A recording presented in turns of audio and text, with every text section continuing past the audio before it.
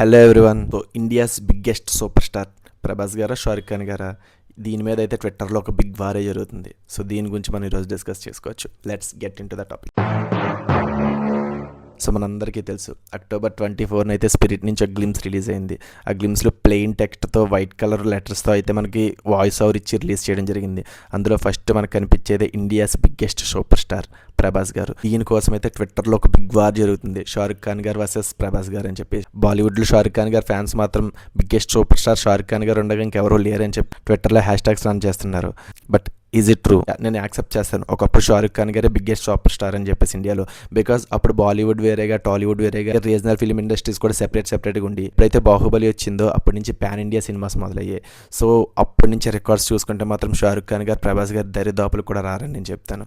ఒక్కసారి క్యాలిక్యులేషన్స్ చూసుకున్న షారుఖ్ ఖాన్ గారు ఫ్యాన్స్కి అర్థం అవ్వాల్సింది ఏంటంటే, ఒకప్పుడు రోజులు ఇప్పుడు కాదు. ఎప్పుడైతే బాహుబలి 2 రిలీజ్ అయిందో అప్పటి నుంచి ప్రభాస్ గారు రిలీజ్ అయిన ప్రతి మూవీ కూడా కలెక్షన్స్ చూసుకున్నట్టయితే ఇండియాలో ఏ సూపర్ స్టార్కి కూడా ఆ లెవెల్ ఆఫ్ కలెక్షన్స్ లేదు. ఒక్కసారి ప్రభాస్ గారు ట్రాక్ రికార్డ్ చూసుకున్నట్టయితే ప్రభాస్ గారు తీసిన ప్రతి movie collections, even utter flop అయిన మూవీ ఆదిపురుషి కూడా 350 crores ఆఫ్ కలెక్షన్స్ వచ్చాయి. అది కరెంట్లీ ఈ లెవెల్ ఆఫ్ రికార్డ్స్ ఏ హీరోకి ఉంది ఇండియా మొత్తం మీద? ఒకసారి షారుఖ్ ఖాన్ గారు ఫ్యాన్స్ కూడా ఆలోచించాల్సిన విషయం ఇది. రీసెంట్గా చాలా movies pan India wise hit అయ్యాయి. కాంతారా మూవీ కానివ్వండి, లేదంటే కార్తికేయ మూవీ కానివ్వండి, లేదంటే హనుమాన్ మూవీ కానివ్వండి. సో ఇవన్నీ కంటెంట్ బేస్డ్ సినిమాలు. కంటెంట్ హిట్ అవ్వడం వల్ల ఈ లెవెల్ ఆఫ్ కలెక్షన్స్ అయితే వచ్చాయి. ప్రభాస్ గారి విషయంలో కంటెంట్ ఫ్లాప్ అయినా మినిమం 350 crores ఆఫ్ కలెక్షన్స్ అయితే వస్తున్నాయి. ఇది కేవలం హీరో బ్రాండ్ వాల్యూ బట్టి వస్తున్నాయని నేను చెప్తాను. సో దీన్ని బట్టి చూసినా కూడా ఇండియాస్ బిగ్గెస్ట్ సూపర్ స్టార్ ఎవరైనా ఉన్నారంటే కరెంట్లీ ప్రభాస్ గారనే చెప్తాను. ఒకప్పుడు అమితాబ్ బచ్చన్ గారు బిగ్గెస్ట్ సూపర్ స్టార్గా అయితే ఉండేవారు. తర్వాత షారుఖ్ ఖాన్ గారు వచ్చిన తర్వాత షారుఖ్ ఖాన్ గారు బిగ్గెస్ట్ సూపర్ స్టార్ అని చెప్పడం మొదలెట్టారు కదా. స్టిల్ అమితాబ్ బచ్చన్ గారు బిగ్గెస్ట్ సూపర్ స్టార్ అంటే యాక్సెప్ట్ చేస్తారా? యాక్సెప్ట్ చేయరు కదా.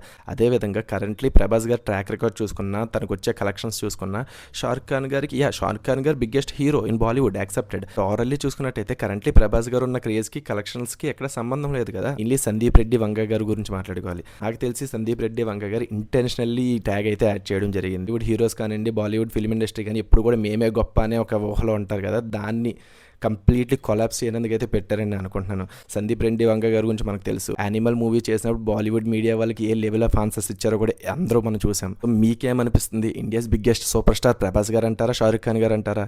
సో మీ ఒపీనియన్ కింద కామెంట్లో షేర్ చేసుకోండి. Thank you so much.